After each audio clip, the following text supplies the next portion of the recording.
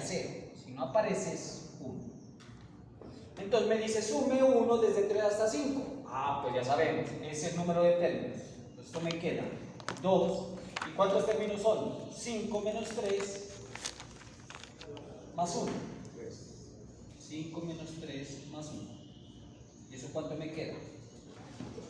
2 por 3. Porque 5 menos 3 es 2 más 1, 3. Y eso me queda 6. Lo hice corto para que uno rectifique. Pero uno lo puede hacer hasta 15. Usted no va a poner a contar a ver cuántos 2 hay de 1 hasta 3, de 3 hasta 15. Usted ya sabe. El número de términos es resta entre los dos y le sumamos. Bien. La telescópica es una joder, ya lo vamos a ver. Esto es en serio, esta es con una serie. Ayuda a resolver ciertas series. Son importantes las telescópicas. Usted tiene que aprender a manejar bien sumatorias para saber manejar series. En este curso solo se va a ver una cuestión basiquita. Pero aprendan a manejar bien sumatorias y ese es el camino a manejar series, porque usted entiende que una sucesión es una secuencia de números. Una serie es una secuencia de sumatorias. Por eso usted más o menos maneja esto, va bien. ¿Entender? Bien. Ya tenemos el número de términos. Bueno, esto lo necesito, ya los había dicho. Entonces, yo necesito saber cuánto es la sumatoria de K igual desde 1 hasta N. Entonces, esta es la famosa fórmula de este pisco de Duco, Euler, a sus 4 añitos, y es de Gauss, Gauss fue el que lo dedujo, sus 4 añitos. Pero que yo les había dicho, bueno, ¿usted cómo hace para calcular cualquier sumatoria? Entonces usted lo que hace es escribir gracias a esta. La sumatoria telescópica uno puede encontrar las demás para cualquier exponente. Entonces, ¿cómo se hace? Usted tiene K, le resta K menos 1 y lo eleva al cuadrado. ¿Sí? Bueno, por un lado, ¿eso que le queda? K al cuadrado menos K menos 1 al cuadrado. Esto es K al cuadrado menos K menos 1, entonces K al cuadrado menos, o quedaría más 2K, y este quedaría más, quedaría menos 1. Este señor se va con este y esto me queda 2K menos 1. ¿Para qué me sirve hacer esto? Porque usted le mete una sumatoria.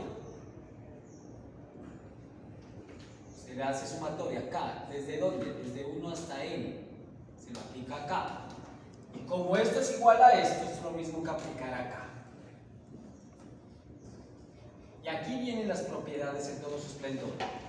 Esto es, por este lado estoy sumando dos términos. Esto es lo mismo que escribir sumatoria de K igual 1 hasta N de 2K. Menos sumatoria de K igual 1 hasta N de quién? De 1. Esto ya yo lo conozco. Eso fue lo que me dijeron acá. Entonces yo ya sigo haciendo. ¿Qué puedo hacer aquí? Puedo sacar la constante. Y me queda 2, K igual 1 hasta N de K, menos, ¿cuánto vale esto? Esto vale N menos 1 más 1, o sea, N. Bien. ¿Qué necesito encontrar? La sumatoria de K. Vamos por aquí. Ahora, por este lado, la telescópica le dice, mire, cuando tiene A sub K menos uno sencillo, es A sub N menos A sub 0. Entonces aquí aplico la telescópica. Tengo A sub K, que en este caso es K al cuadrado, y A sub K menos 1, que en este caso es K menos 1 elevado al cuadrado. Entonces, ¿qué me dice la telescópica? Nada. Coloque N elevado al cuadrado menos este viene a ser A sub 0. 0 al cuadrado. Y esto por este lado me queda 2, sumatoria de K, K igual 1 hasta N menos 0. Manda este disco acá.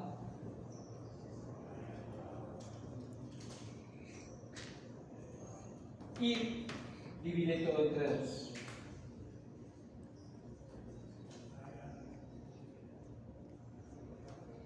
Ahora, quiero llevarla allá. Entonces me queda sumatoria de K desde 1 hasta utilizo n más 1 sobre 2. Ya encontré la de K, la sumatoria de K. ¿Cómo encuentro la sumatoria de K al cuadrado?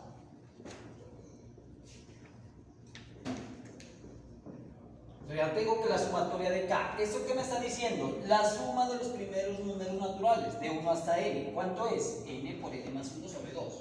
Ahora yo quiero sumar los primeros números naturales, pero al cuadrado. Es lo que me está diciendo esta.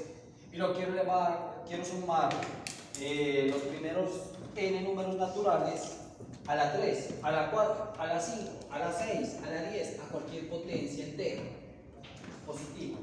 Entonces, va a ser igual esto. ¿Cómo se consigue?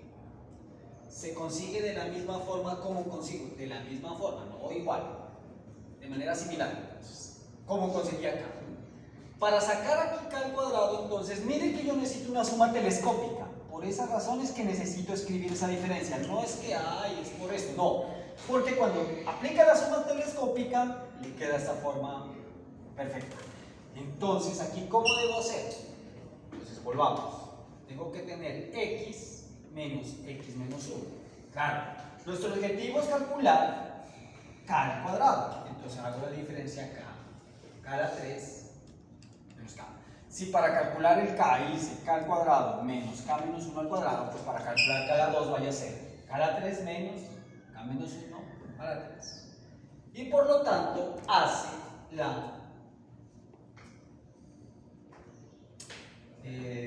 resuelve este binomio. Eso me queda menos K al cubo. Y una vez voy a multiplicarlo por el menos. Aquí quedaría menos, se quedaría más. 3 veces K al cuadrado. Menos 3 veces K más. Este queda más, menos, pero se cambia más 1. ¿Sí? K al cubo. Menos, con este menos da más, 3K al cuadrado. Este quedaría más, con este quedaría menos, 3K más 1. Bien. Este señor se va. Este es el que yo necesito. Esto ya los tengo. Los aplico sumatorio. K al cubo menos K menos 1 a la 3 es igual a 3K al cuadrado menos 3K más 1. Aplica sumatorio. Claro, usted va a poder buscar en internet. En internet aparecen todas. Pero cuando no hay internet, toca aprender a deducirlas. Entonces, esto es la sumatoria de 3K al cuadrado menos 3K más 1. Claro, estoy sumando K desde 1 hasta n. Puedo, aquí por propiedad de la sumatoria, puedo distribuir la sumatoria, ¿no? Esto me queda acá igual a 1. Voy a hacer de una vez. Esto es una constante, la constante sale. Menos, esto es una constante, la constante sale. Esto es 1 más sumatoria de K igual. Desde 1 hasta n. Bien. Esto yo ya lo sé. La sumatoria de K desde 1 hasta n, yo lo alcancé a calcular acá. Me dijeron que era esto. Esto ya lo sé. Esto lo habíamos dicho allá y está n. Entonces ya tengo todo. Y esto es una suma telescópica. Entonces sigamos. Esto me queda 3 veces sumatoria de K 1 hasta n de K al cuadrado menos 3 veces sumatoria de K igual 1 desde K igual 1 hasta n de K. Es n por n más 1 sobre 2. Bien. Más esta sumatoria que me queda. N. Y acá esta sumatoria es K a la 3 y K menos 1 a la 3. ¿Eso qué significa? Es una telescópica y además está restando. Es telescópica. Entonces me da el término final que es n a la 3 menos el término inicial 1 menos 1, 0 a la 3. Listo. Despeja. K al cuadrado, que es lo que necesito. Entonces tengo más 3n, n más 1 sobre 2 menos n, y de una vez voy a dividir todo entre 3. Y esta es la sumatoria de K al cuadrado desde 1 hasta n. Ahora aquí yo puedo hacer unas operaciones sencillas. Tengo n a la 3 menos n. Bueno, vamos a hacerla. 2n a la 3. Aquí me quedaría 3n al cuadrado más 3n menos n menos 2n sobre 2.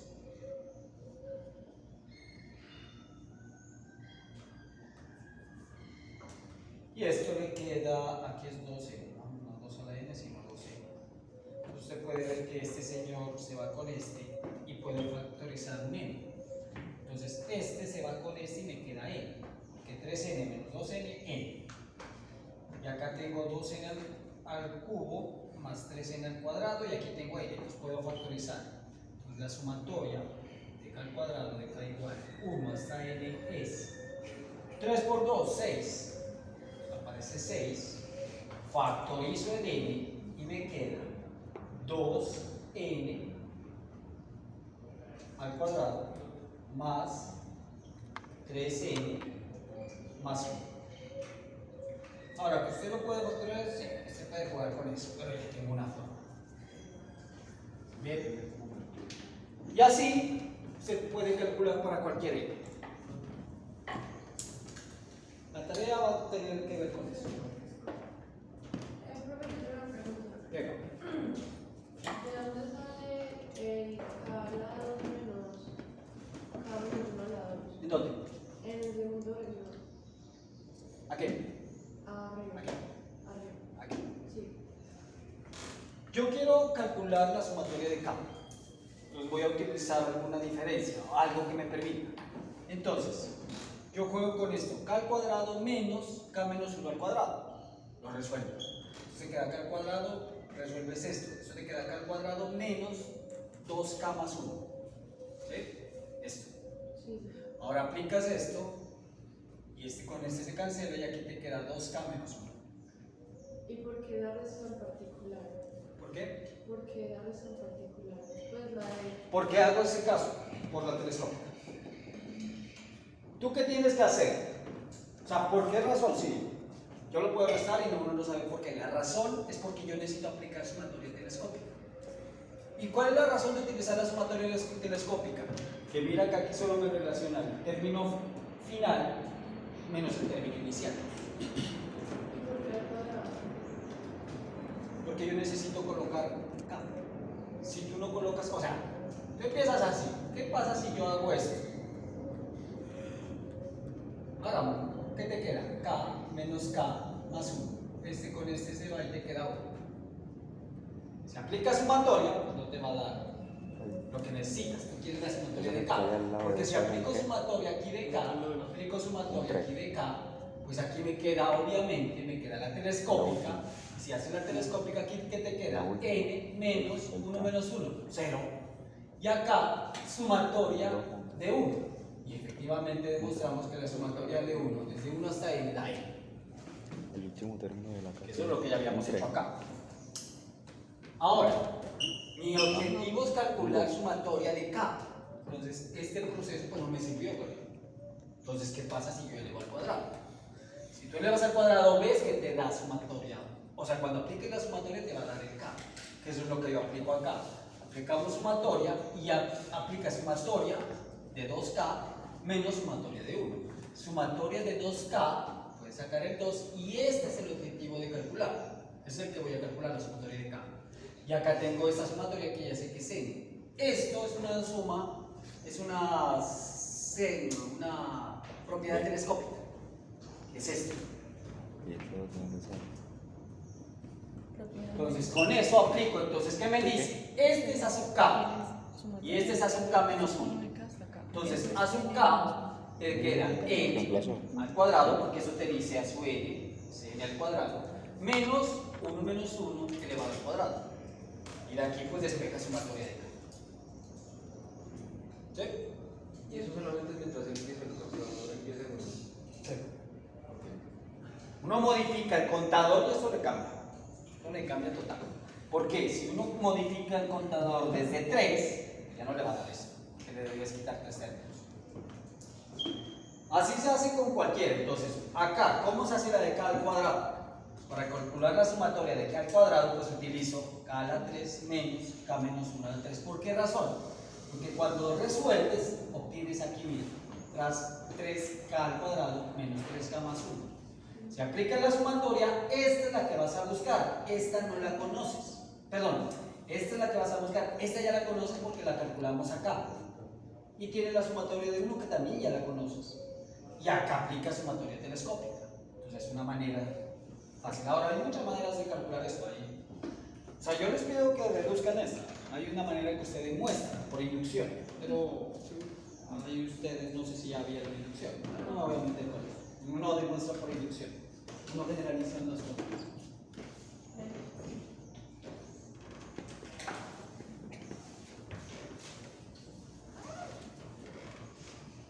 ¿Sí es claro para todos? ¿Hay alguna pregunta? Ahorita es el inicio de un tema nuevo. Entonces, si hay preguntas, aclaren, vean. No volveré a decir que ya lo vieron en matemáticas básicas, lo juro. Ya me han dicho muchas recriminaciones, entonces me voy a quedar callado. Esto lo han visto, lo han visto. Disculpa si he ofendido, si los he molestado con que lo vieron en matemáticas básicas, pero sí deberían haberlo visto en matemáticas básicas, pero bueno, no voy a volver a hacer hincapié, voy a respirar. ¿Hay alguna pregunta con respecto a las sumatorias? Ahora, yo no puedo sacar para cualquiera, ¿no? O sea, para K a la 3, K a la 5, K a la 10, claro, tendría que hacer para K a la 10, tendría que colocar K a la 11 menos K menos 1 a la 11, y empiezo a resolver. Y empiezo a colocar la sumatoria y eso me va a dar. Bien, eso lo voy a utilizar ahorita, en un momento. Ok. Nuestra teoría va a estar centrada.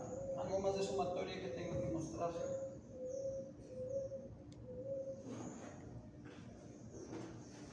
No. Nuestra teoría está enfocada en funciones continuas. Habíamos dicho que vamos a tener, este va a ser nuestro. Es un cubo.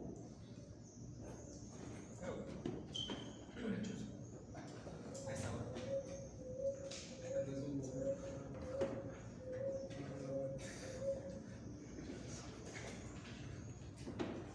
Entonces, BA son las funciones que son acotadas. Acotadas. En AB. ¿Sí? Ya sabemos que es una función acotada. F es acotada. Entonces, si usted tiene una función de A a B a los reales, usted dice que F es acotada. Sí.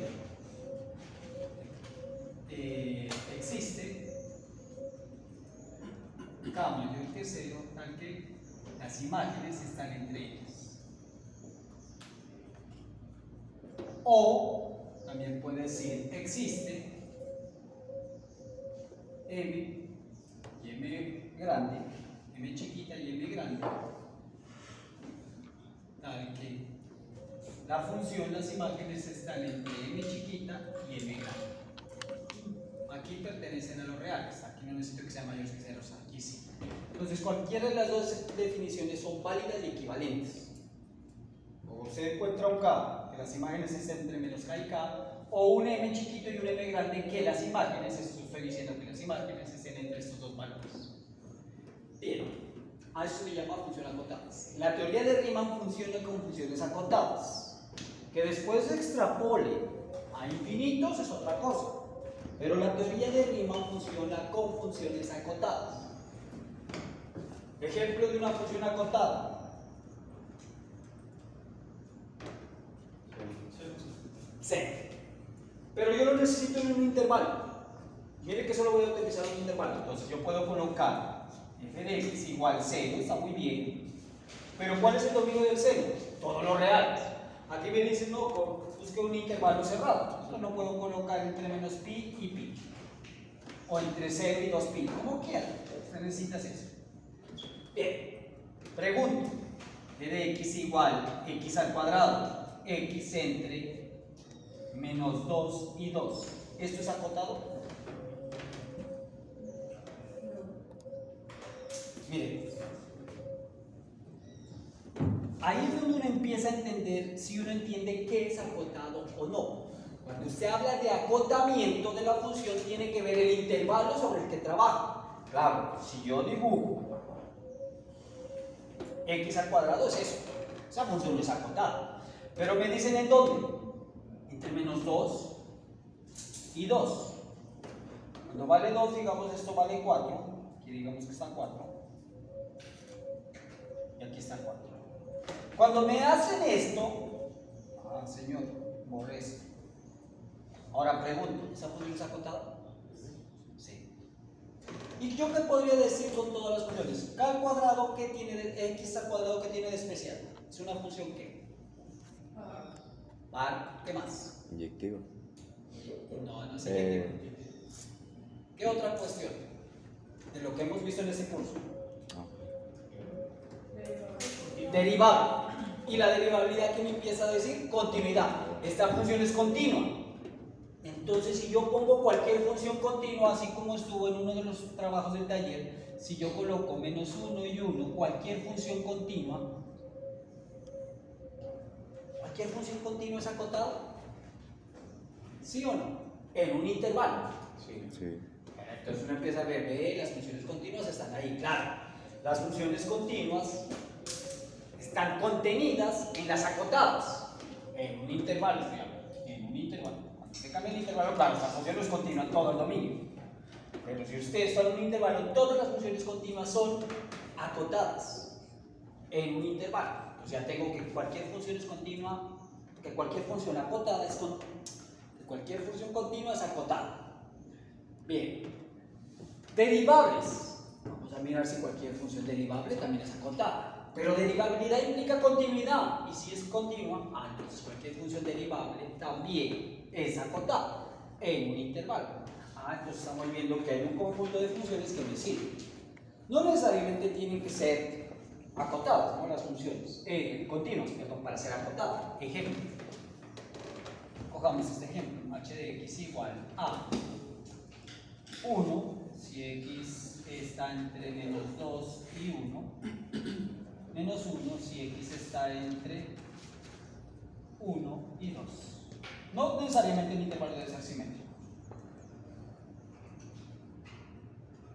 Coloquemos 3. Bueno, entonces esta función x y y. Veo las imágenes, me dicen está entre menos 2 hasta 1, aquí está 2 y aquí digamos que es 3. Entonces entre menos 2 y 1 me dice vale 1. Entonces entre menos 2 y 1 coja el menos 2 y póngale 1. ¿Hasta dónde? Hasta 1. ¿Lo tomo o no lo tomo? Déjenlo aquí. Bien. Y menos 1. ¿Entre dónde? Este sí lo tomo hasta 3. Esta función es acotada. No es continua, pero es acotada. Esta es acotada, el centro es acotado. Entonces cualquier función continua es acotada en un intervalo cerrado. El teorema del valor medio ayuda mucho en ese aspecto antes de el teorema del valor intermedio. Son funciones continuas, es intermedio. Bien. No son las únicas, pero vamos viendo que hay funciones acotadas. Esta función es una locura. Voy a utilizar aquí, sí la voy a utilizar esta. Ya tengo FGH de x igual a, debe estar acá, 1 si x pertenece a los racionales intersectados con 0 y 1. 0 si x no pertenece a los racionales. Si no pertenece a los racionales, ¿a quién pertenece? Los irracionales. Pues ahí está definida la función. ¿Y cómo es esta función? Entonces esta es y igual a h de x, esta es y igual a g de x, y voy a aprovechar acá. Entonces estoy entre 0 y 1, grafico entre 0 y 1. Yo ya lo había hecho, pero aquí es donde voy a utilizarla para mi propósito. Entonces, el 0 es racional, yo lo coloco 1. El 1 es racional. En un medio es racional. Aquí va a haber una serie de puntos así. Y aquí va a haber una serie de puntos también aquí. ¿Por qué? Porque hay muchos irracionales entre 0 y 1. Esa función es acotada. Esa es la función de Dirichlet. ¿Para qué se va a utilizar esa función? Para este propósito, para la integral. ¿Con qué propósito vamos? ¿Para qué se utiliza? O sea, ¿por qué los matemáticos inventan estas cosas? Porque usted tiene que buscar un contraejemplo o buscar ejemplos donde no funcione la teoría. Y Riemann no puede con esta función. Vamos a ver que efectivamente esa función es integral. Según Riemann. Según Lebesgue, eso tiene integral. Según Riemann no, eso no tiene integral. Bien. Esos son muchos ejemplos, pero ese es el más clásico y el que lo hizo todavía. Y Dirichlet fue uno de los que trabajó muchas series, sobre todo las series de Dirichlet, que tienen su nombre. El nombre es bacano. Legal. Bien. Entonces ya tenemos la teoría va a ser sobre funciones acotadas. Toda nuestra teoría va a ser sobre funciones acotadas. Entonces, voy a definir algo que se llama partición. ¿Y a quién voy a particionar? Bueno, se va a particionar, pregunta a quién. Vale.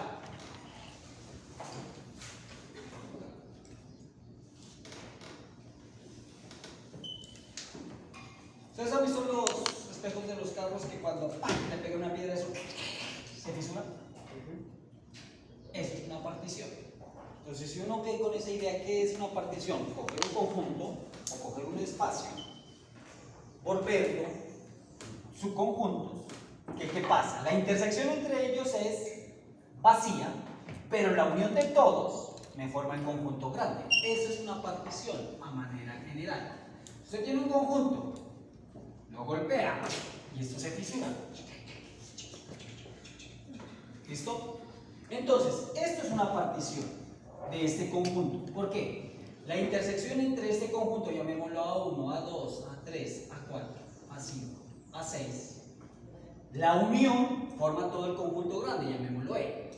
Entonces, la unión de A1 unido con A2 hasta A6 me forma E. Y además, la intersección entre cada uno de ellos es vacía.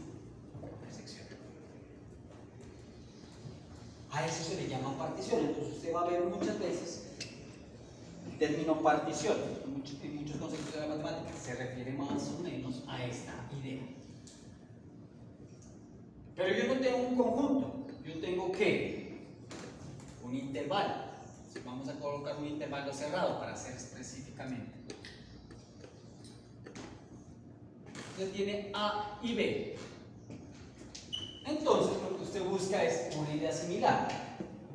Que esto se particione. Claro, acá porque es un conjunto se puede ver, se hacen en regiones. ¿Una línea se la puede particionar? Claro, entonces corta aquí, corta aquí, corta aquí. ¿Y qué pasa? Los pedacitos, por sí solos, yo los uno, me da todo el conjunto.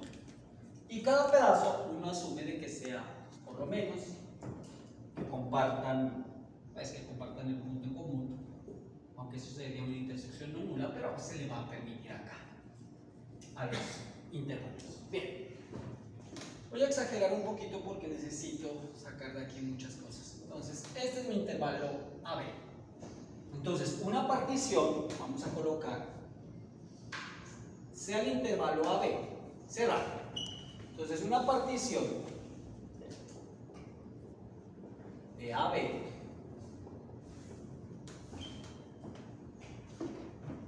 es un conjunto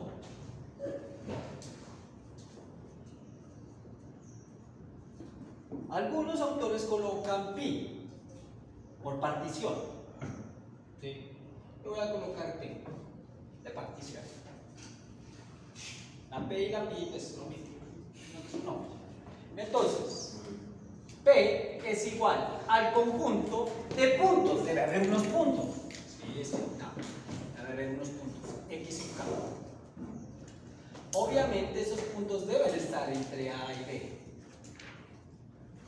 Pero ¿qué deben cumplir esos x sub k? Primero, x sub k menos 1 debe ser menor a x sub k. O sea, cuando yo los coloco en forma ascendente o descendente, no importa, pero la idea es que haya un orden. Que x0, que voy a obtener x0, o mejor empecemos así. x0 sea igual a A. B sea igual a B. X sub k Eso que puse.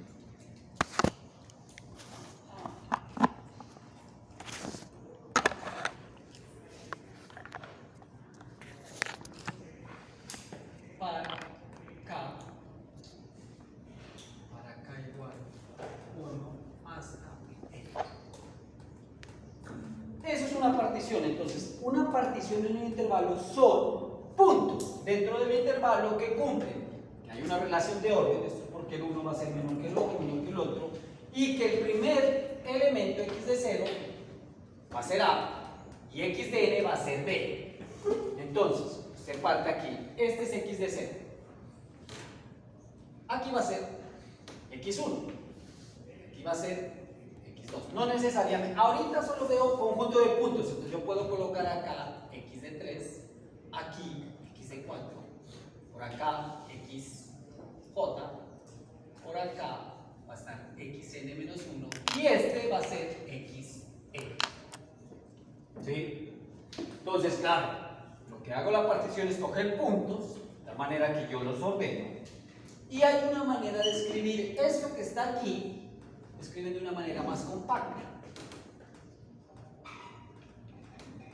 Cuando uno lee, una vez se pierde, por eso uno lo tiene que ver. Esto es x0 igual a A menor a x1 menor a x2, puntos suspensivos, menor a xn menos 1, xn igual a B. Esto que está aquí lo escriben así. Uy, eso es una locura. O sea, es el conjunto de puntos. ¿Cuántos puntos hay? Si yo empiezo de x0 y termino en xn, ¿cuántos puntos tiene esa partición? N más 1. Para esas razones que esas cositas de por allá tienen que influir en algo. No tengo n, tengo n más 1 puntos, donde los dos extremos, el x0 y el xn, es el extremo del intervalo. El x0 es el A y el xn es el B.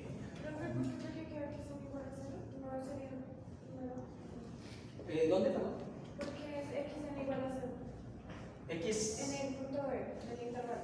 Aquí, xn. O sea, en la gráfica. Sí. Esto es xn. Ah, coloqué 0 porque iba a colocar B. Casi. Sí, sí. Ahora voy a hacer con más. O sea, por ejemplo, Entonces, el x0 sería el x. el x0 siempre es el inicial. Este siempre es el inicial.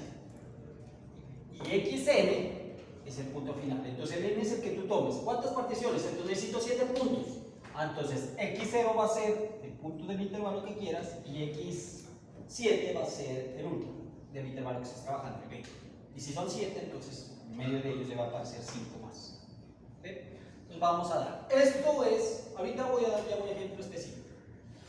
Esto es una partición que usted va a ver en algunos libros de esta forma como se denota, en otras así.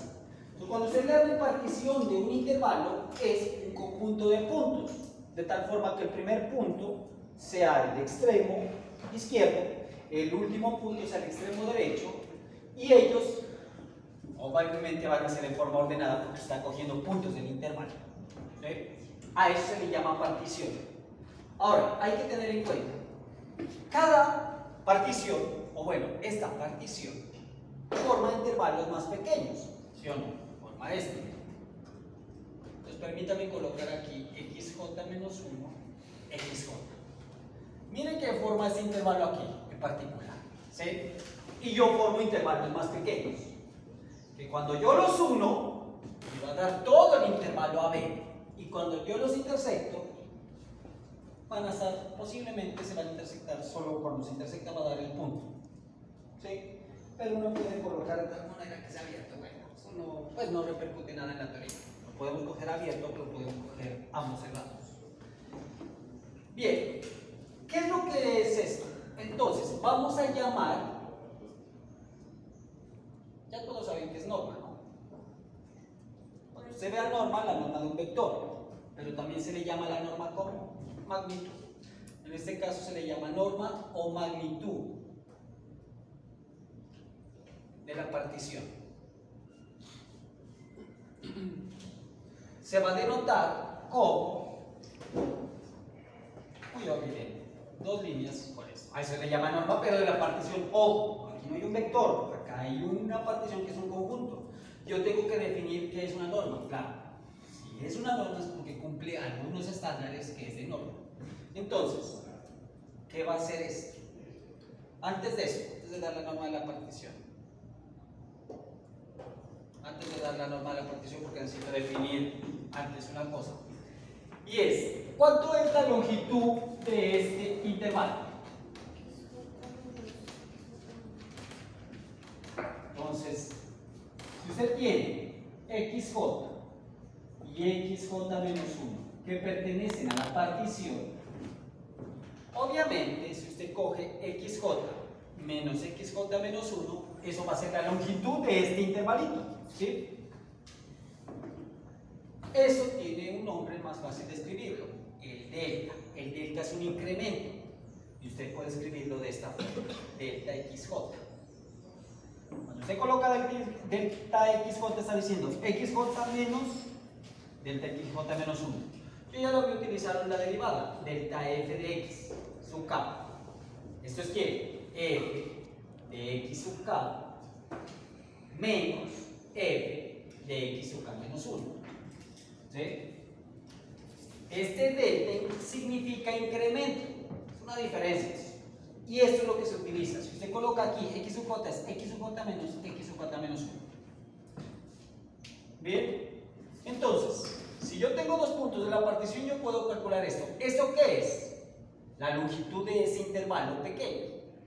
¿Cuántos intervalos se me forman? Si tengo una partición de n más 1 puntos, ¿cuántos intervalos se me forman?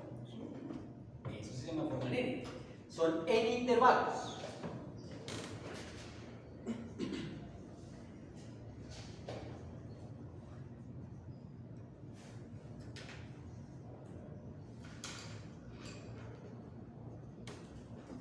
Por la partición. Entonces yo tengo la partición, tengo los puntos, se me forman los intervalos. Cuando usted quiere coger un intervalo en específico se le llama intervalo IS, que es este. ¿Cuál es un intervalo IS? O JS. Entonces usted puede escribir ese intervalo formado por el punto xj menos 1, xj. Puede utilizar j o puede utilizar k y eso no cambia nada. Solo que si cambio j por k, pues tengo que cambiar todo por k.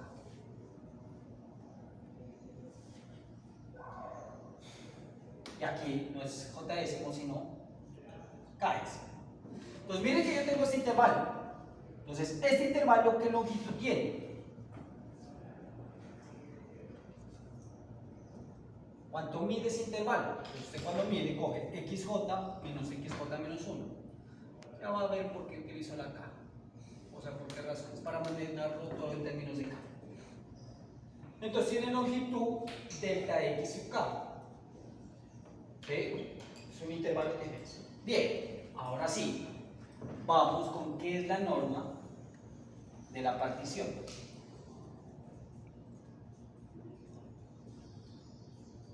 Entonces se denota con dos barras como la norma de cualquiera, pero estamos hablando de una partición. ¿Cuál sería la norma de la partición? Entonces usted ve que usted puede mirar para cada longitud, usted puede ver, perdón, para cada intervalo yésimo usted tiene una longitud. Y usted puede calcular, mire, este es más pequeño, este es más grande, este parece que es igual, este parece mucho más grande, este es más pequeño. Entonces tiene longitudes de cada uno de esos intervalos que se forman por la partición, por dos puntos consecutivos de la partición, forma un intervalo. Esos intervalos mido las longitudes haciendo la diferencia del punto final menos punto inicial. Comparo cuál es la más grande. Y la más grande, pues debe haber una más grande porque esto es finito. Debe haber una más grande. A eso se le llama la norma de la partición. Es el máximo de las particiones delta x sub k. Profe, ¿y esa notación solo sirve para el plano completo o se podría, o sea, estaría mal si no pone la magnitud del intervalo? Pues, porque básicamente estamos diciendo que el delta xk es la magnitud de cada intervalo. De cada intervalo, sí. No se puede usar la notación de... Ah, no, para utilizarlo como delta p, no. Es mejor utilizar las dos manos. Vamos a utilizarlo poquito, ¿sí? Pero sí lo vamos a utilizar la norma de la partición. Porque yo necesito que hacerlo tender esto a cero. Hacerlo más pequeño. Pero para eso necesito, entonces es mejor colocarlo con varios. Entonces, como este es el conjunto, yo le saco la norma a esta partición y le digo que es el máximo, el más grande de todos los intervalos pequeños. Es el más grande. ¿Sí? Entonces, claro, puede ser que este tenga la misma longitud que este, entonces, pero si es el más grande, es A. Bien, tengo la norma de la partición. El término norma no es porque a mí se me da gana de escribirlo ahí, o el autor, o los libros lo coloquen, no, es porque eso obedece unas propiedades que hacen que sea una norma. En espacios vectoriales, allá le van a enseñar qué es la distancia. Va a generar una métrica, la métrica se induce por una norma. Allá le van a decir que es una norma. ¿Sí? Y tiene que cumplir unas propiedades. Entonces, una de las cuestiones es mostrar que efectivamente esto es una norma. Pero aquí no vamos a hacer eso, vamos a asegurar que sí es una norma. Bien, vamos ahora sí con un ejemplo.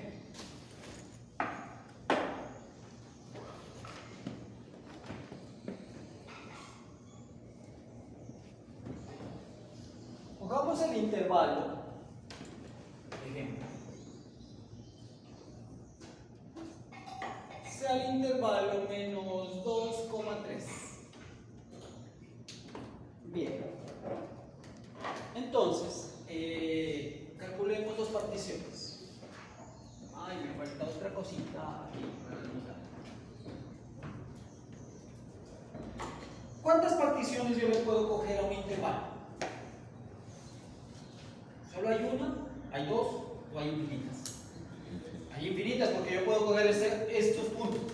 Luego cambio, puedo coger solo dos puntos. Aquí y los dos extremos. Luego cambio, cojo un punto y los extremos. Listo. Hay muchas, o sea, hay infinitas. Entonces el conjunto de todas las particiones de un intervalo se escribe, bueno, eso hay diferentes notaciones, yo lo voy a escribir así. No es el conjunto partes. Este es el conjunto de P, donde P es partición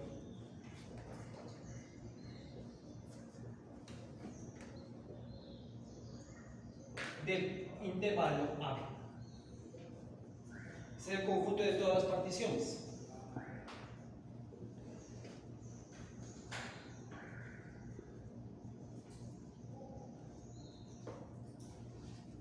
¿Por qué hago esa notación? Porque yo voy a utilizar mucho que es una partición. Entonces, para no escribir es una partición, ya sé que si yo coloco B que pertenece a este conjunto, estoy diciendo que es una partición.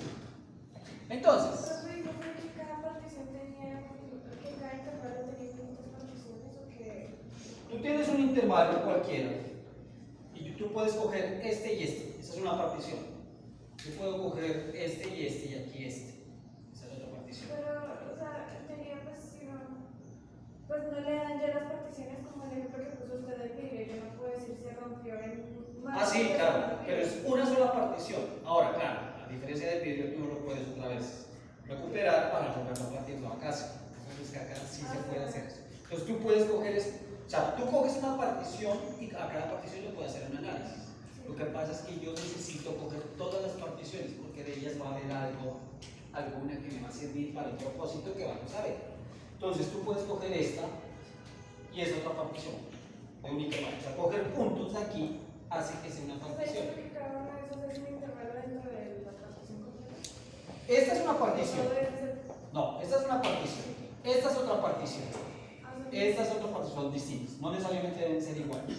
Y esta es otra partición. ¿Sí?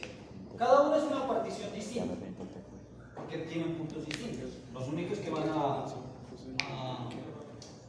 coincidir son los extremos. Ahora, claro, yo puedo coger de aquí este punto, digamos esta, puedo meter y puedo meter esta. Ya es una partición distinta. Si tú no tienes los mismos puntos de la partición, pues ya lo aumentas. O le quitas uno, ya no es la misma partición, es otra partición. Entonces está diciendo que uno puede partir infinitas veces cada partición. Conjunto Sí, de uno todas puede hacer. las No, particiones de uno coge una partición, o sea, tú tienes un intervalo. Tú tienes un intervalo. Y tú puedes coger los puntos que tú quieras que te sirvan como partición. Tú puedes coger dos, como acá. O de ese mismo intervalo, tú puedes coger este punto y este punto. Y tienes otra partición. O del mismo intervalo, yo puedo coger toda esa partición. La idea es que sea finito. Los puntos que tú tomes son finitos. Entonces, por eso yo puedo hacerla así. Esta es la partición. Ahora, esta, la P4 con la P1, ¿qué se diferencia? Que acá tengo más puntos. En la partición ya acá solo tengo 4. Acá tengo más. Esta tiene más puntos que eso. Eso me va a ayudar en algo. Pues vamos a ver a qué nos sirve. Bien. Entonces, si usted tiene el intervalo menos 2 a 3, calculemos las particiones. Entonces, P1, digamos, se la puede escribir como menos 2 menor que 1 menor que 3. P2, menos 2 menor que menos 1 menor que 0 menor que 1 menor que 2 menor que 3. P3, otra partición. Entonces, menos 2 menos 1 medio, coma, 1 medio, coma, 1,3. Entonces, estas son particiones. Y acá me pide calcular la norma de la partición 1, la norma de la partición 2, la norma de la partición 3. Solución. Entonces, vemos el intervalo. Aquí está menos 2 y aquí está 3. Vamos a ver si lo puedo sacar igual. Aquí está 1, aquí está 0, aquí está 1, aquí está 2, 0, 1, 2, 3. Bien, ese es el intervalo. Entonces, la primera partición, ¿cuál es? Entonces voy a dibujarla otra vez. Permítanme la dibujo acá. Aquí tengo menos 2, aquí tengo 3. Me dice 1. ¿Dónde está 1? Aquí. Y 3. ¿Cuántos puntos de la partición hay? De este intervalo, entre menos 2 y 3. ¿Cuántos puntos hay? Hay menos 2, 1 y 3. Este intervalo tiene 3 puntos de partición. Y por lo tanto tiene 2 intervalos o subintervalos, se pueden llamar. Bien. Para el que sí, se tiene aquí menos 2 y aquí tiene 3. Esta me dice menos 1. Vamos a ponerla aquí. Aquí es menos 1. Luego dice coja 0. Luego dice coja 1. Y coja 2 y coja 3. ¿Cuántos puntos tiene esta partición? 1, 2, 3, 4, 5, 6. ¿Cuántos subintervalos? 1, 2, 3, 4, 5. Lo que habíamos dicho, siempre va a dar uno menos. Acá tengo 3 puntos, 2 subintervalos. 6 puntos, 5 subintervalos. Esta es la P2. Esta es la P. Perdón, esta es la P1. Esta es la P2. Y vamos con la partición 3. Me dice menos 2 menos 1 medio. Eso va a estar por acá. Hasta 1 medio. Eso va a estar por acá. 1. Va a estar por acá. Hasta 3. Esta partición tiene 1, 2, 3, 4, 5. Por lo tanto, tiene 6 subintervalos. 1, 2, perdón. Tiene 5 y subintervalos tiene 1 menos. Tiene 4. 1, 2, 3, 4. Bien. Entonces, vamos a identificar, lo vamos a hacer una sola vez en la vida y no lo vamos a hacer. X0 igual, ¿quién es X0? Va a ser menos 2. Y X1 es 1 en esa partición. Y X 0, 1, 2 va a ser 3. Tiene 3 puntos la partición esta. Entonces, X0, ¿cuánto vale? Menos 2. X1 vale menos 1. X0 vale, perdón, X0 no, X2 vale 0. X3 vale, entonces 0, 1, 2, 3 vale 1. X4 vale 2. X5 vale 3. Esta partición X0 vale menos 2. X1 vale menos 1 medio. X2 vale 1 medio. X3 vale 0, 1, 2, 3 vale 1. Y X4 vale 3. Este punto tiene 3 puntos de partición. Este tiene 5 y 1 más. Entonces tiene 6. 6 puntos de partición. Este tiene 5 puntos de partición. ¿Cuántos son intervalos? Este tiene 2. Este tiene 1, 2, 3, 4, 5. Y este va a tener 4 intervalos de partición. Bien. Ahora, para yo calcular la norma de cada partición, yo tengo que ver cuánto vale cada longitud de cada intervalo en cada partición. Entonces, el P1, delta de X1, ¿quién es? Delta de X1 es X1 menos X0. ¿Cuánto mide esta longitud? Mide 3. Y usted lo hace. Si usted no cree, lo hace. Entonces, X1, voy a escribirla cómo se hace. X1 menos 1, 0. X1 vale menos 2. Menos. ¿Cuánto vale X0? Vale menos 2. Perdón, X1 vale 1 menos X0 que vale menos 2.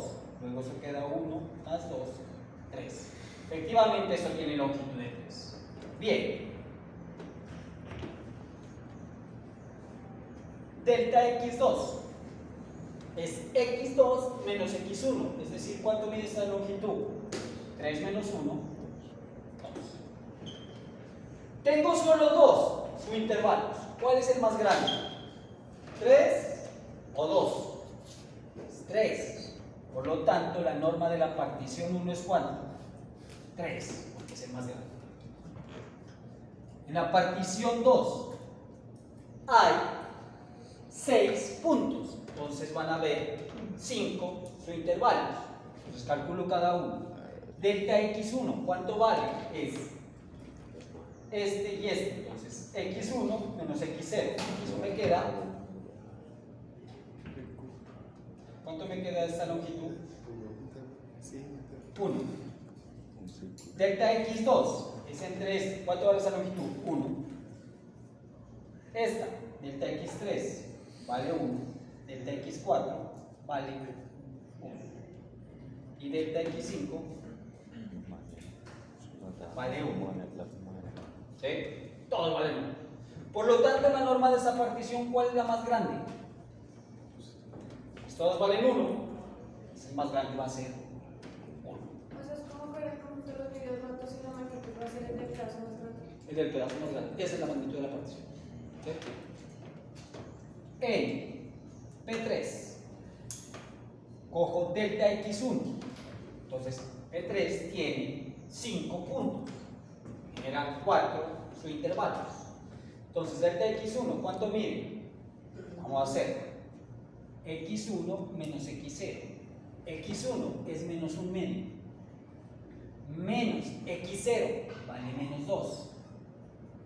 Menos por menos más, entonces le queda menos 1, menos 1 medio más 2. Menos 1 medio más 2 es, ahora sí, 3 medios. Bien. Delta X2.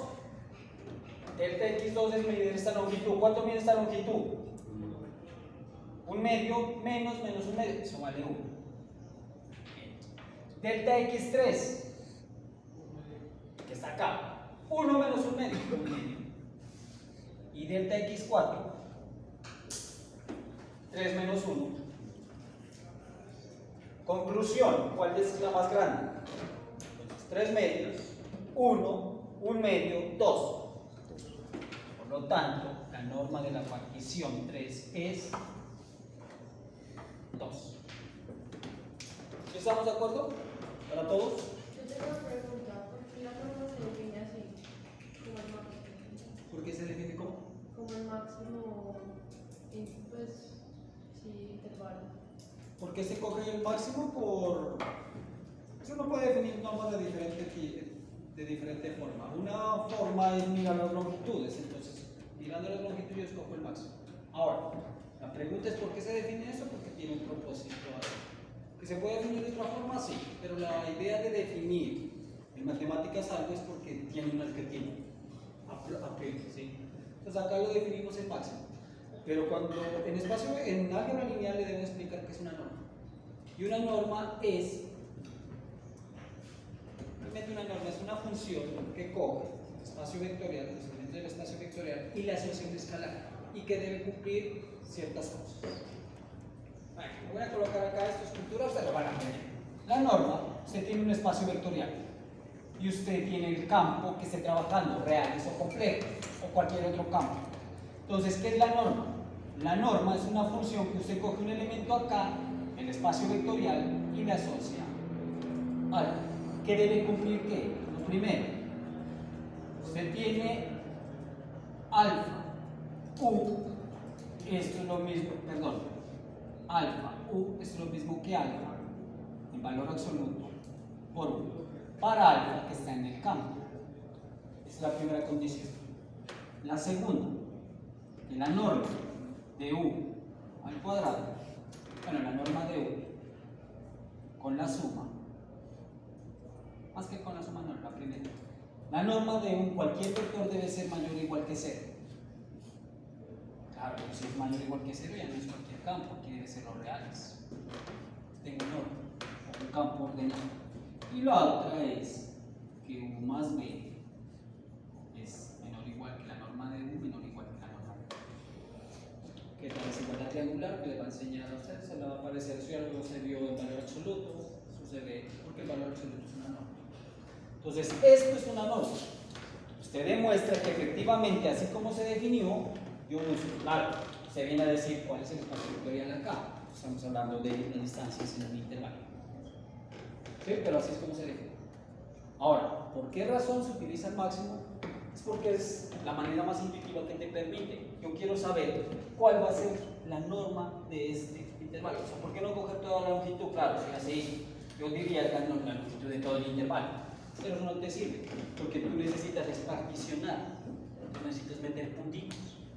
Y tú necesitas colocar cuál es la norma de la partición que estoy dando. Pues la manera más intuitiva es coger la que tiene una longitud más grande. ¿Sí? Igual esto todo se ve en la algebra lineal. O sea, esto, y si no, lo pido. Dicen, por favor, explíquenme qué es una norma. Cuando vean, lo que pasa es que usted para la álgebra lineal se pasa por un espacio vectorial, luego pasa por un conjunto con producto interno, y el producto interno le genera una norma. Entonces usted ya tiene ese espacio normado. Entonces, cuando usted tiene un espacio vectorial, tiene una característica.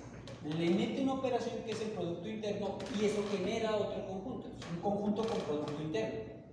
Y si además le mete que ese producto interno genera una norma, es un espacio normal. Es lo que va a ver por allá, ese espacio normado. Y la norma genera una métrica, entonces van a haber espacios métricos. Que los espacios métricos son más grandes y se van haciendo más pequeños. El producto interno tienen que aprenderlo bien, porque ese es algo que se ve en mecánica cuántica. Los famosos estos. Tanque cuántico. Y así. ¿Se han visto? O sea, cuando se ven algo de cuántica aparecen cositas así. Eso tiene que ver con el producto interno. El espacio, en este caso, pues una integral. Pero pues, para eso se cogen espacios para la lineal. Bien. ¿Hay alguna pregunta? ¿Alguna pregunta más sobre las particiones? Sobre ese ejemplo, si se entiende que es una partición, coger los puntos, la norma de la partición es medir las longitudes, ver el más grande y es lo que me va a dar. ¿Sí?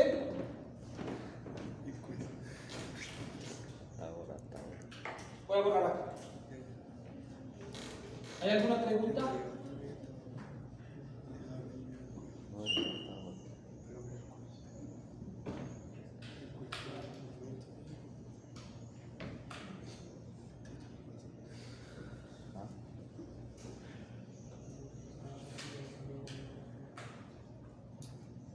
Profe, una pregunta. Sí.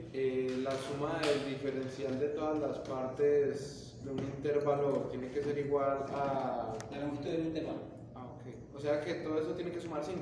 Te lo voy a demostrar. Tú tienes esto. Tú me dices, cojamos todo delta xk. Sumemos cada una de las particiones. La sumatoria de k igual desde 1 hasta n. ¿Pero esto qué es? Esto ya lo habíamos definido. Esto es sumatoria de k igual 1 hasta n de quién? X sub k menos x sub k menos 1. Y esto es una suma telescópica. Y la suma telescópica me decía xn menos xn. xn es b menos x0 es a.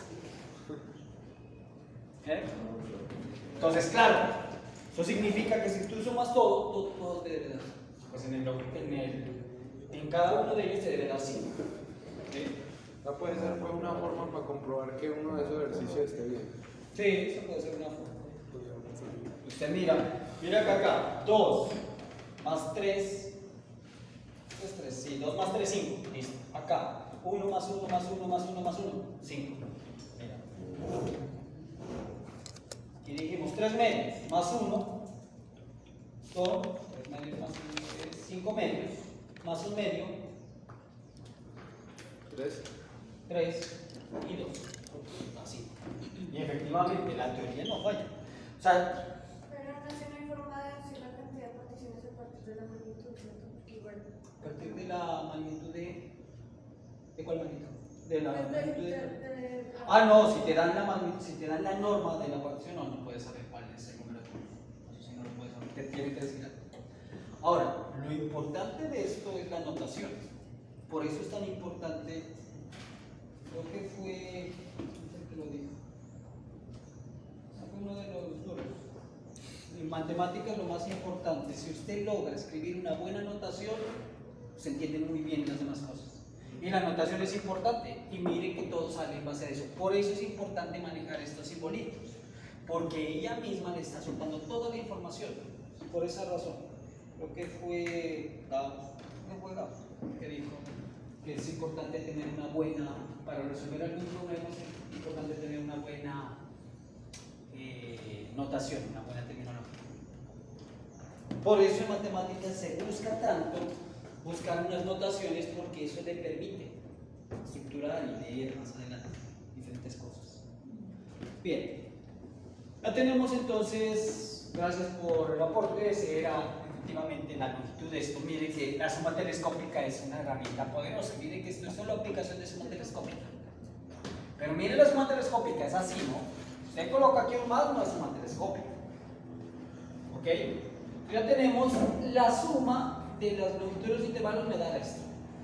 Bien, ya tenemos la partición de un intervalo, ya sabemos cómo calcular su norma. Ahora vamos a trabajar pues todo esto metido con una función.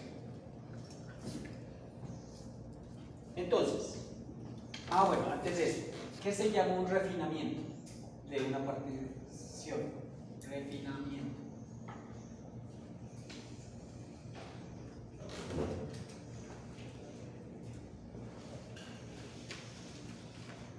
Usted tiene una partición, entonces P de todas las particiones de A, y Q otra partición.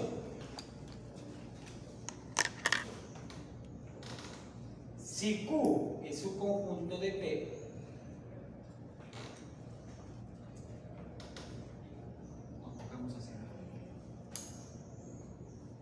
Si P es un conjunto de Q, entonces Q se dice que es un refinamiento.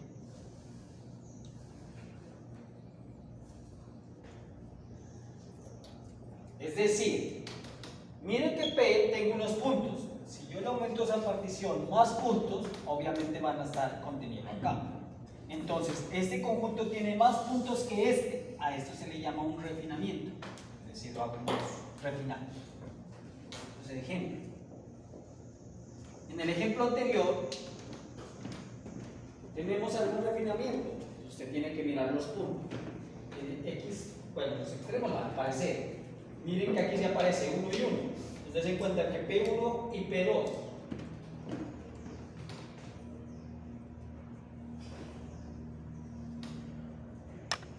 Entonces, P1 es, lo voy a volver a escribir, P1 era menos 2 menor que 1 menor que 3. Y P2 era menos 2 menos 1, 0, 1, 2, 3. P1 y P2, ¿qué pasa? Este tiene los mismos puntos que este, pero este tiene más. Así que P2 contiene a P1. Y si lo contiene, ¿yo qué digo? Que P2 es refinamiento de P1. Refinado en ese sentido es meterle más puntos para que se haga más. Ahora, quiero que ustedes me deduzcan. Si yo tengo este, mira el ejemplo acá y mira acá.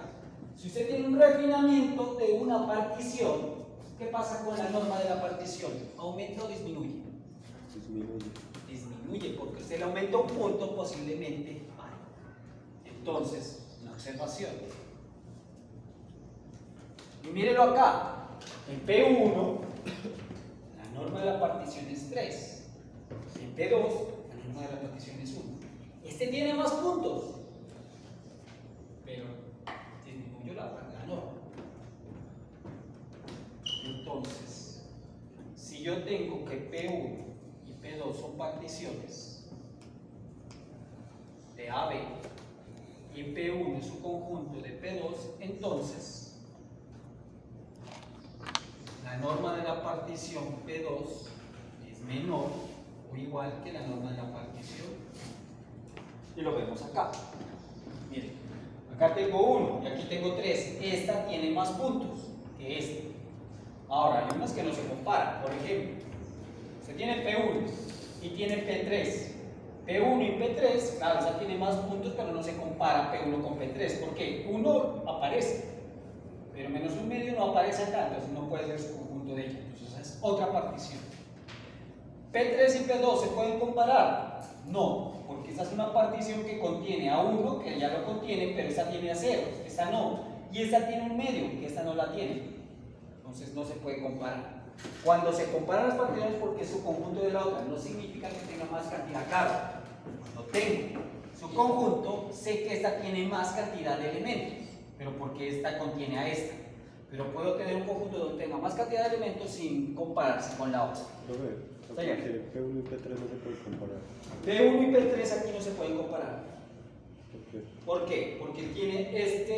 Bueno, P1 y P3. Sí, P1 y P3 sí, que tienen uno en común. Vamos a dar un ejemplo ahí. O Gracias. sea, P1 es un conjunto de P3. En el anterior. Ejemplo. Entonces, tengo P1. P1 se puede comparar con P2 y con P3. Efectivamente. Entonces, P1 es un conjunto de P2 y P1 es un conjunto de P3. Bien. P2 y P3 se pueden comparar. Tengo al 1, tengo ese 0 y ese tiene un medio. Miren que esto tiene, no tiene. Hay un elemento que acá aparece y acá no. Y aquí aparece 1 y aquí aparece no. Entonces P2 y P3 no se pueden comparar. O sea, al final está diciendo que todos tienen un intervalo en común. O sea, uno puede cerrar ese intervalo en menos 2 a 1, digamos, en P2 con todos los otros. ¿Cómo así?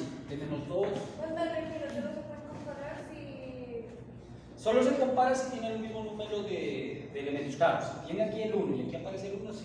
Y este tiene más, no importa, pero este tiene. Estos dos no se pueden comparar porque tienen al 1 en común. O sea, pues sí se pueden poner los otros intervalos chiquitos en términos del otro intervalo grande de arriba. Sí, pues si lo ves así con términos de intervalos, sí, que se pueda meter. Acá, P2 y P3, este no se puede meter en términos de este porque este tiene menos un medio, pero este aquí no aparece. Este tiene menos uno y acá no. Entonces hay un elemento que no aparece. Claro, el uno puede aparecer en el otro también. La idea es que aparezca en uno, el uno sí, y el otro no, y el otro sí. P2 y P3 no se puede comparar.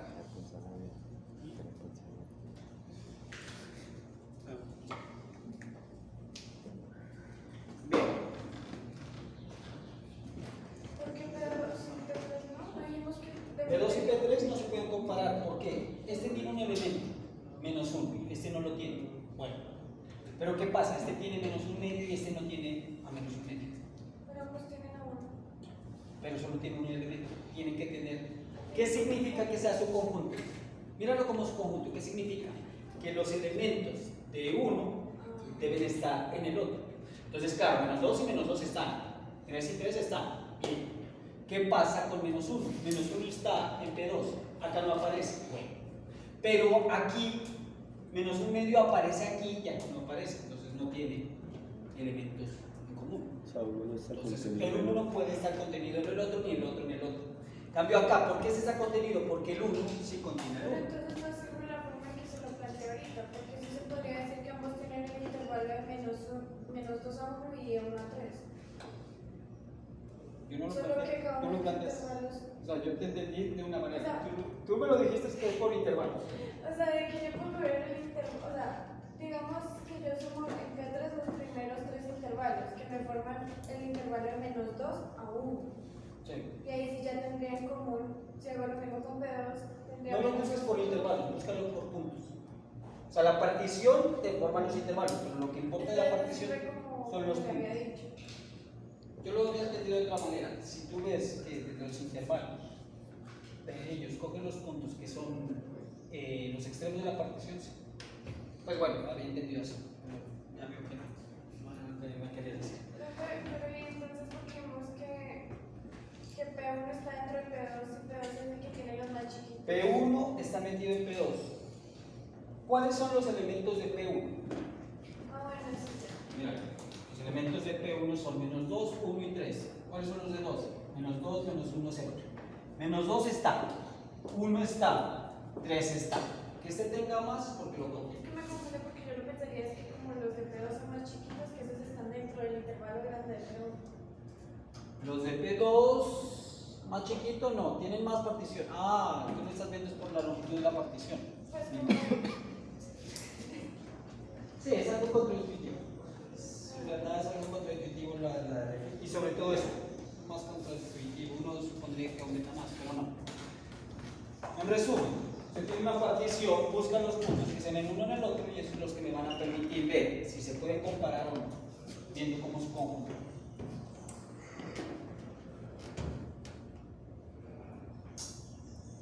Bien, ya tengo la norma de la partición, ya tengo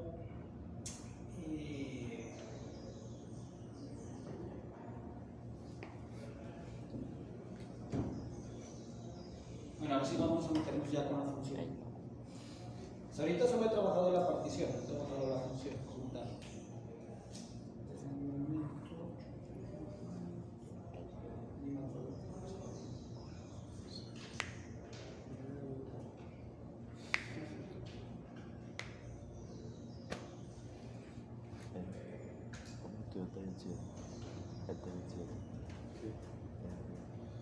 ¿Qué? Anti.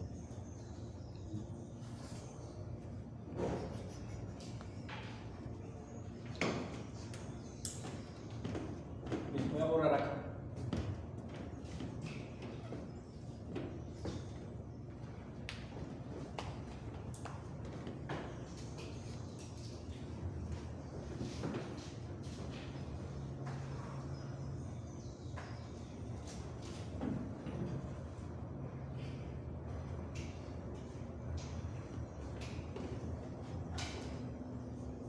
Vamos con una función especial, la función escalar.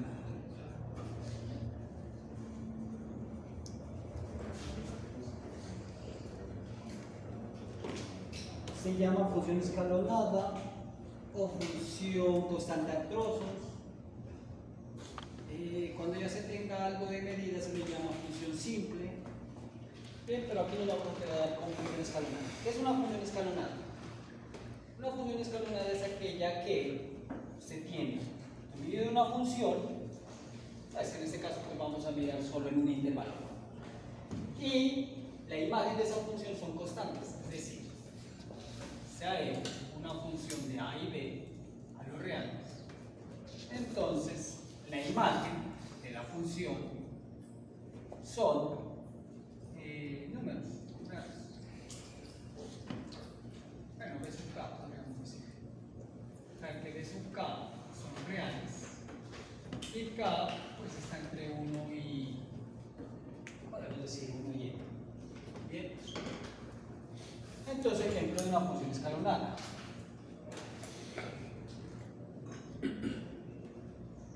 F de x igual. Entonces digamos que coloco menos 1 si x está entre 0 y 1.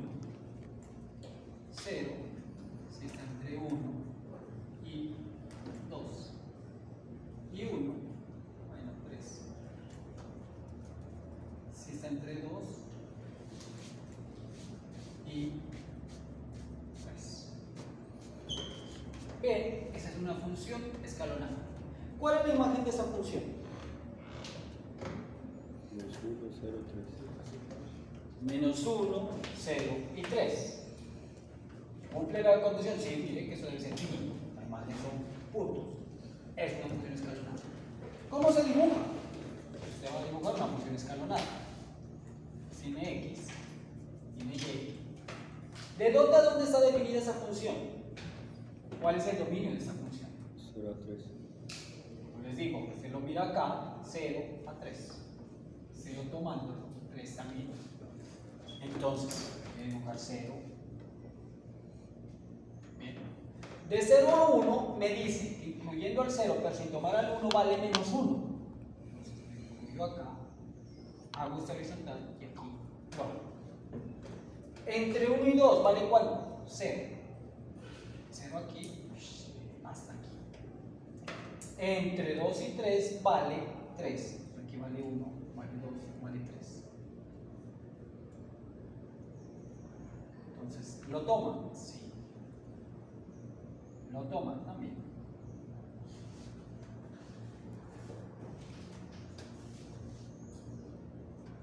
Esa es una función escalonada. Las imágenes son valores reales, son finitos. Bien. ¿Qué tiene que ver la función escalonada con una partición? ¿Qué entenderían ustedes? Miren que como está dada la función, aquí hay una partición de este intervalo. ¿De cuál intervalo? 0 a 3. Miren que tengo una partición 0 a 1, 1 a 2, 2 a 3. Entonces, ¿será que tiene que ver algo así? Ahí vamos. La partición, junto con la función escalonada, pues me va a permitir encontrar. Esta es una función escalonada. La imagen, vamos a colocar aquí la imagen, ¿es cuál? La imagen de la función no es decir desde menos 1 hasta 3, no, es un valor. Aquí me están diciendo menos 1, 0 y 3. Esa es la imagen de la función. ¿Y por qué yo dibujo constantes? Porque esto es y igual a menos 1 entre 0 y 1. Eso es una constante. Y igual a menos 1 es una recta horizontal. Y igual a 0 es una recta horizontal. Y igual a 3 es una recta horizontal. Por eso dibujo rectas horizontales. Bien, ¿alguna pregunta con la función? ¿Sí es claro para todos? Yo tengo que quedar claro las funciones escalonadas, ¿no? Pero no entiendo la definición de las imágenes. Las imágenes son los valores que toma Y.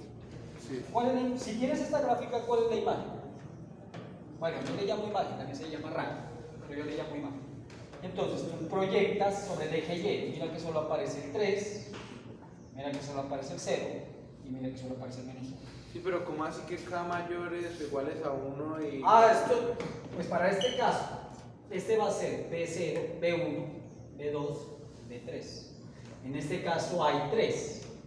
valores de la imagen. Lo que pasa es que tú lo generalizas para cualquier n. Entonces yo puedo tener 5 valores. Entonces aquí coloco de 1 hasta 5.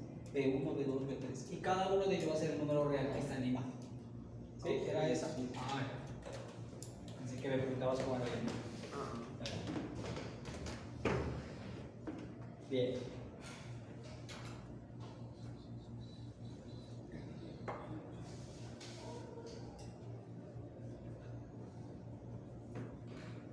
Bien.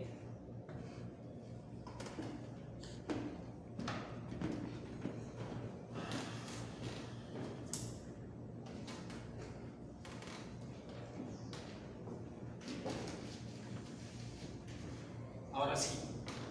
Vamos a definir qué es la suma de Riemann. Luego vemos por qué razón. Hay una manera, otra. Mirar por qué razón se hace eso. Y explicar qué es la suma de Riemann. O explicar qué es la suma de Riemann y luego traerla acá. Yo lo voy a hacer de ese lado porque me parece definirla y luego ver. Igual uno puede mezclar los dos conceptos. Ya lo vamos a ver. ¿Cuáles tienen que ver con el otro?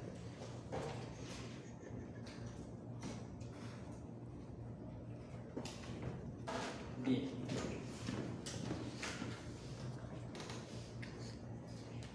Suma de Riemann.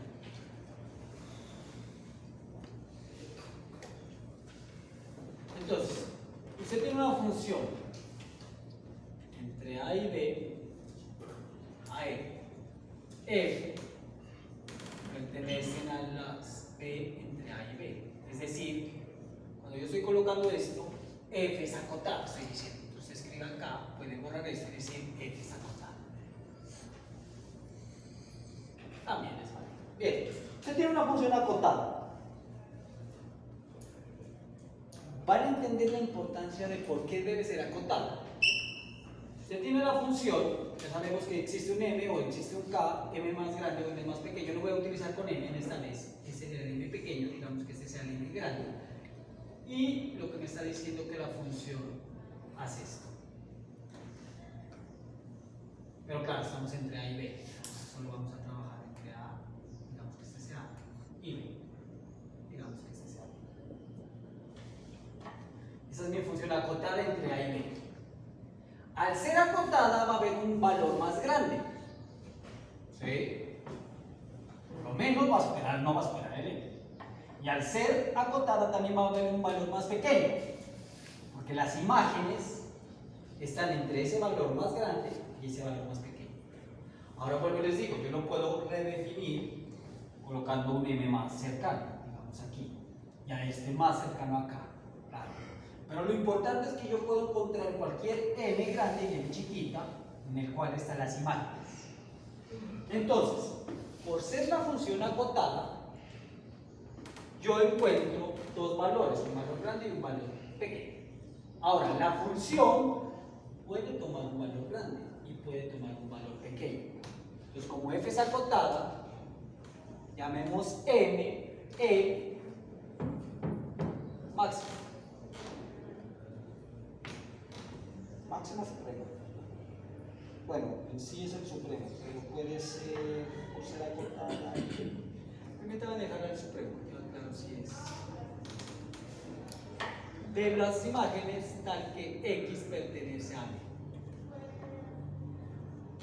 Llamemos n el ínfimo, el más pequeño.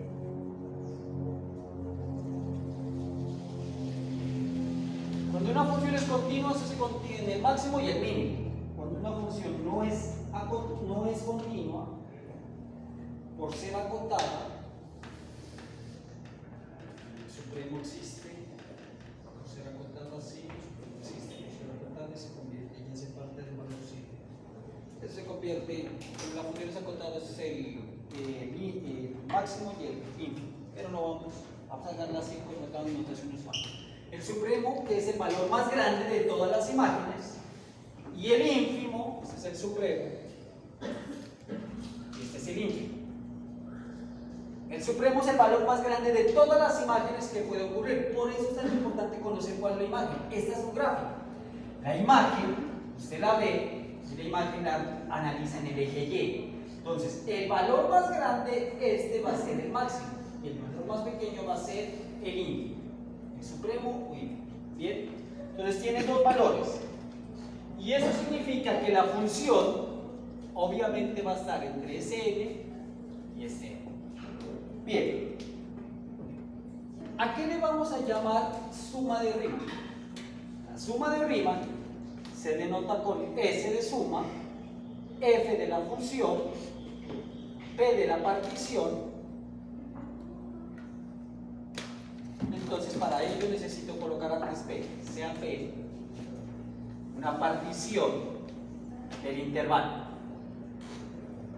P, coloquemos x0 menor que x0 igual a menor que x1 menor que x2, puntos suspensivos menor que xn igual xn menos 1 menor que x0 igual a b. Tengo una partición, entonces la suma de Riemann denotada con S, F. La suma de Riemann le aplica la función en la partición P es igual a, por definición es la sumatoria de los k igual desde 1 hasta n de la función evaluada en un cierto valor. Y también colocarle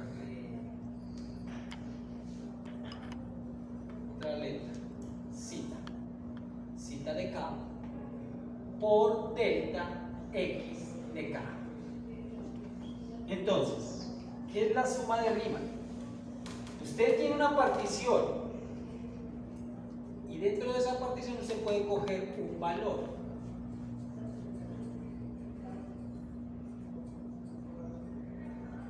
¿Sí? La multiplica por el delta sub k. Entonces, miremos. Usted tiene A y B. Tiene una función acotada. Póngase que es así. No importa, en este caso la busqué continua, no necesariamente tiene que ser continua. Entonces, usted hace una partición, digamos con 4 puntos. Entonces, digamos que es x sub k menos 1, x sub k. En este intervalo, busco un valor que le llame zeta de k y lo evalúo en la función. Y f de zeta sub k. Entonces usted está cogiendo f de zeta sub k multiplicándolo por esta longitud que es lo que llamamos delta x sub k. Bien. Algo que se mide como un área que es lado por alto. ¿Eso es el área de qué? Rectángulo. Un rectángulo. Usted tiene un rectángulo, usted tiene, este es el lado y este es el alto. ¿Cuál es el área de ese rectángulo? El área de ese rectángulo es L por A. Si usted hace eso, usted tiene una función, pero claro, si yo extrapolo, usted tiene un rectángulo de esta longitud que es f de zeta sub k delta x sub k. Esto va a ser el área precisamente de un rectángulo. Ya vamos allá. A esta se le llama suma de Riemann. Ahora, la integral de Riemann, como está definida de dos maneras. La suma superior de Riemann y la suma inferior. Esas se llaman sumas de Darboux, pero vamos a dejar acá. Suma superior y suma inferior. Las vamos a escribir la próxima clase. La próxima clase vamos a ver el análisis que estaba haciendo. Eso precisamente es el área de una función escalonada. Por eso necesito la función escalonada. Bien, ¿alguna pregunta hasta el momento? Suma de Riemann es la función evaluada en ese punto, el punto que está dentro del intervalo. Eso va a ser la suma de Riemann multiplicada por delta k, delta x. ¿Pero qué significa ese Eso, esta es la suma de Riemann. Eso es lo que es la notación. Suma de Riemann de la función f con la partición p. Eso es notación. ¿Por la partición P? Sí. O suma de Riemann de f en la partición p. Es notación. Es como cuando tú colocas f de x.